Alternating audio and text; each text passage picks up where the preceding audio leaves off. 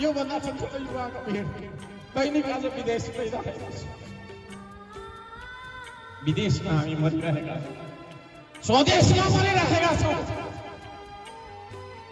हामी यो कुरा बुझ्छौँ कि बुझ्दैनौँ?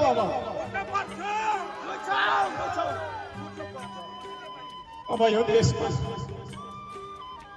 कोही कसैको रगत नबगोस्। म चाहन्छु यो देशमा सिप पसिना बगाउनुपर्छ, पसिनाको क्रान्ति गर्नुपर्छ। अब हामीले एउटा दाजुभाइले अर्को दाजुभाइको, एउटा नेपालीले अर्को नेपालीको रगत बगाएर देश बन्दैन।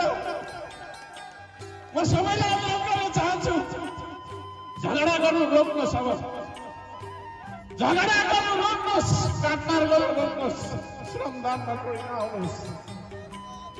को नेता बन्ने, को ठुलो बन्ने भन्ने कुरा छोडिदिनुहोस्।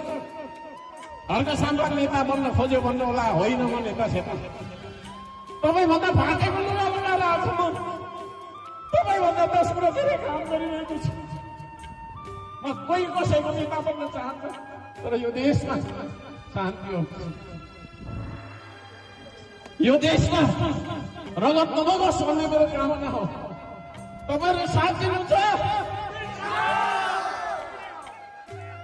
माफ गर्नुहोला, अन्त्यमा म भावुक बने। देशलाई माया गर्ने मान्छे हो म। सोचिरहन्छु देशकै लागि, बोलिरहन्छु देशकै लागि। 1 पाइला कदम, 10 पाइला कदम, 100 पाइला कदम जतिको छ यो देशकै लागि हिँड्नु। तपाईँहरू अब मैले भनेको बाटोमा हिँड्नुपर्छ।